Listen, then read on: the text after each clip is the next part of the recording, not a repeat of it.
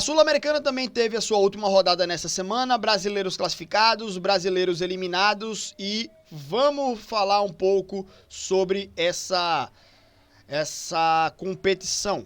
Já peço primeiramente, né, o like de vocês aqui no nosso vídeo ou na nossa live, independente de onde você estiver acompanhando. É sempre importante para a gente seguir crescendo aqui nas nossas plataformas. E a sua inscrição também aqui pra gente ficar cada vez maior aqui no YouTube, importante demais, no canal de cortes, no canal de lives, link para todos os nossos canais e perfis na descrição da nossa live ou do vídeo, beleza? E vamos lá, colocando primeiramente o Vitória na tela, que acabou sendo eliminado, perdendo para a Universidade de Quito. Vocês viram o gol que o Vitória tomou? O frangaço do Lucas Arcanjo? Né, o jogador recua a bola para ele quando vai dominar, não domina a bola, ela passa direto, entra no gol e o Vitória é eliminado. Se não fosse esse gol, se o Vitória tivesse empatado a partida contra a Universidade de Quito, o Vitória estaria classificado, pelo menos para a repescagem, né? E esse ponto perdido determinou a eliminação da equipe do Vitória. O Corinthians também não conseguiu a classificação. Precisava o Corinthians ter pelo menos empatado o jogo. Esse jogo também aqui é uma loucura, né? Porque o Corinthians precisava ganhar para garantir a sua classificação, né? O Vitória também, mas que os dois jogavam contra os líderes de seus grupos. Mas o Corinthians acabou perdendo a sua partida e o América de Cali empatando com o Racing.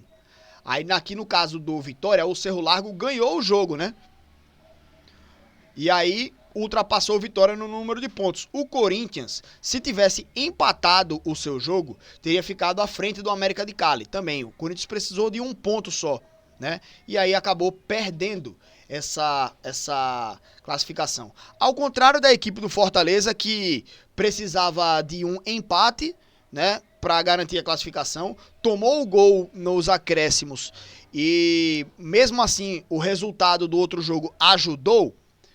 Para Vitória e Corinthians, o resultado da outra partida atrapalhou e acabou eliminando os dois times aí da Sul-Americana, né, velho? Então, até a sorte jogou contra eles também, né? Porque, assim, não a sorte só, né? O demérito deles mesmos também dentro de campo atrapalhou as duas equipes, mas a sorte também não ajudou como ajudou no caso do Fortaleza, né?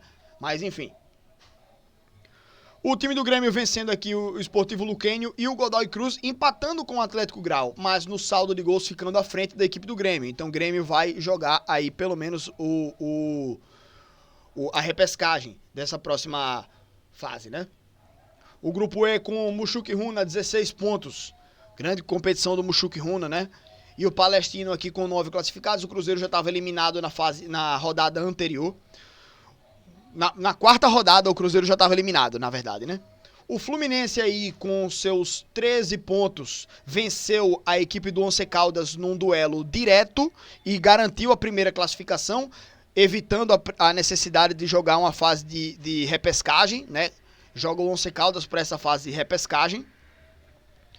O Vasco conseguiu a classificação contra a equipe do Melgar, fez 3 gols no primeiro tempo e garantiu esse 3-0 num duelo direto. Só precisava ganhar o seu jogo para garantir essa classificação e garantiu a classificação.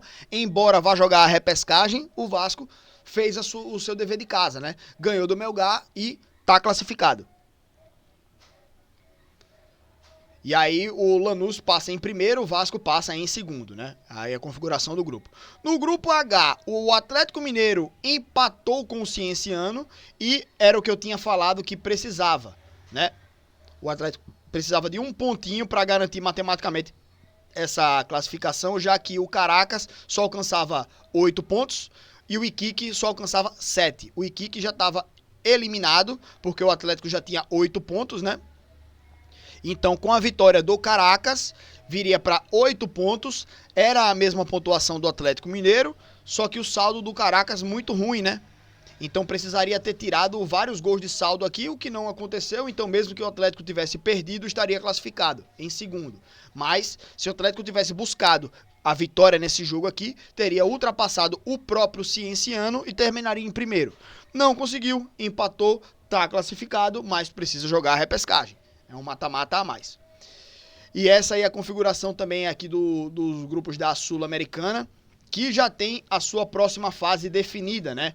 Com os times que terminaram em terceiro lugar nos seus grupos da Libertadores, com as equipes que terminaram em segundo colocado nos grupos da Sul-Americana. Grêmio e Alianza Lima, e aí os times que saem da Libertadores, eles têm a vantagem de jogar em casa. Né? Não, os times da Sul-Americana, né? Os times da Sul-Americana jogam em casa na partida de volta. Grêmio e Alianza Lima, Once Caldas e Bulu Bulu, Atlético Mineiro e Atlético Bucaramanga, o clássico da cidade de Atlético, Palestino e Bolívar, América de Cali e Bahia, Vasco Independiente del Valle, Guarani do Paraguai e Universidade de Chile e o Cerro Largo contra o Central Córdoba. Aí os confrontos feitos, acho que naqueles moldes, né? Do melhor segundo colocado da Sul-Americana contra o pior terceiro colocado da Libertadores e fazendo essa inversão aí das colocações, né?